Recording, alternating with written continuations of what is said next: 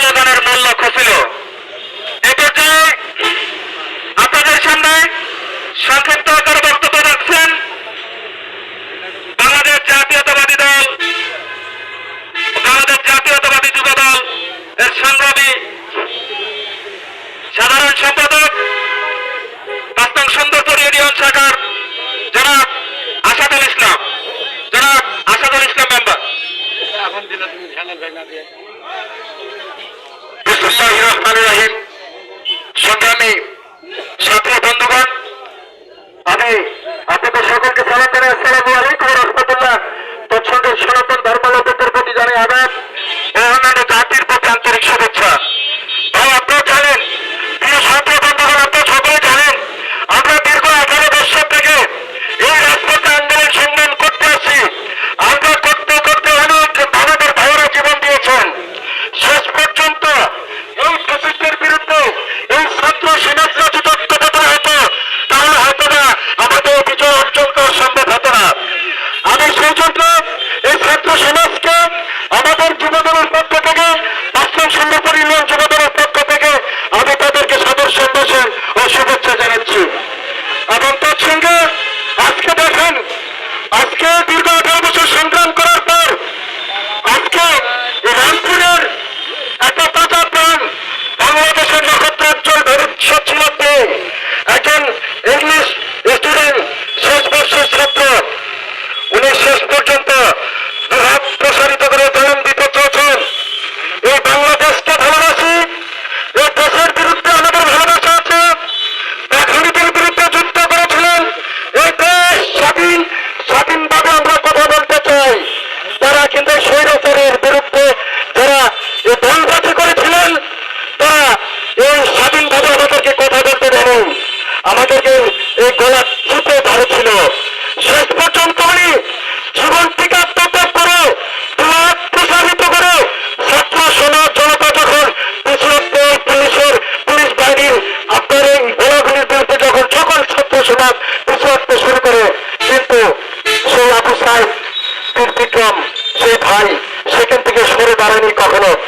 হাত প্রসারিত জানান দিয়েছেন, এই দেশকে ভালোবাসি, এই দেশের মানুষকে ভালোবাসি, এই দেশকে স্বাধীন করতে চাই বলে উনি হাত প্রসারিত হয়েছে। নির্মমভাবে পুলিশ বাহিনী, পেট্রোল বাহিনী তার বুকে 4 গুলি ফ্র্যাকচার করে দিয়েছে। আজকে সেই ছাত্রের এই গুলিবিদ্ধ লাশের উপরে এই বাংলাদেশের ছাত্র সমাজগুলি, ছাত্র জনতার ঐক্যবদ্ধ গড়ে তোলা আন্দোলন করে এই দেশকে আবারও 2024 সালে 5ই আগস্ট আবারও স্বাধীন বিজয়ের মিছিল দিয়েছেন। বিজয় অর্জন করছেন নতুন ভাবে। নতুন প্রজন্মরা জানে না 1971 সালে কিভাবে যুদ্ধ করা হয়েছিল, কিভাবে মানুষকে হত্যা করা হয়েছিল, আমাদের মা বোনের সংগ্রামকে উচ্চধারী করা হয়েছিল। এটা এই প্রজন্ম অনেক জানে নাই। তবে এবার যে বাংলাদেশকে আবারও স্বাধীন করা হলো, আমাদের প্রজন্ম বাংলাদেশের নক্ষত্র উজ্জ্বল করা, বাংলাদেশের ভবিষ্যৎ করা আবার একটা বিজয় ছিনিয়ে এনেছে। এই বিজয় সকল ছাত্র সমাজের, এই বাংলাদেশের, এই স্বাধীন বাংলাদেশের বিজয়। আমি তাই বলতে চাই, আমাদের অন্য কোনো আমাদের সংখ্যালঘু যে ভাই বোনরা আছেন, তারা অনেকভাবে বিভ্রান্তকর অবস্থায় আছেন। আপনাদের বাড়ি ঘরে হামলা করবে, আপনাদের বাড়িঘর লুটতরাজ করবে, কিন্তু এই গুজবে আপনারা কান দেবেন না। এটা আমি আপনাদেরকে বারবার বলছি, এই গুজবে কান দেবেন না। আমাদের দলের নির্দেশ আছে, কেন্দ্র থেকে নির্দেশ আছে।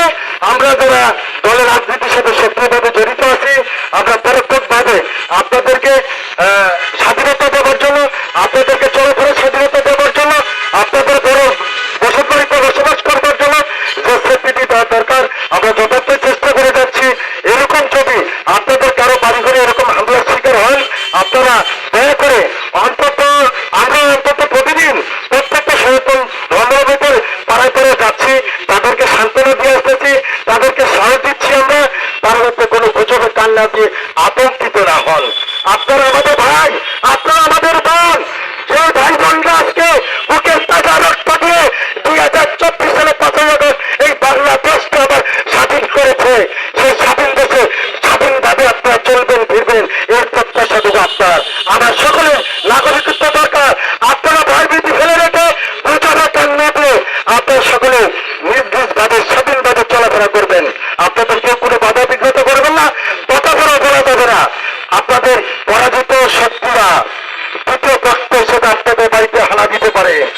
এই পরাজিত শক্তিদেরকে আপনারা চিহ্নিত রাখুন। আপনারা দলীয় দিন আমাদেরকে, আমরা নিজ হাতে তাদের উপযুক্ত বিচার করব। আমাদের দেশে রাষ্ট্র কাঠামো আছে, তাদের হাতে আমরা তুলে দেব। আপনারা সবাই ভয়ভীতি না করে আপনারা ভালো থাকুন, সুস্থ থাকুন, এই প্রত্যাশা রেখে বাংলাদেশ আমরা নতুন একটা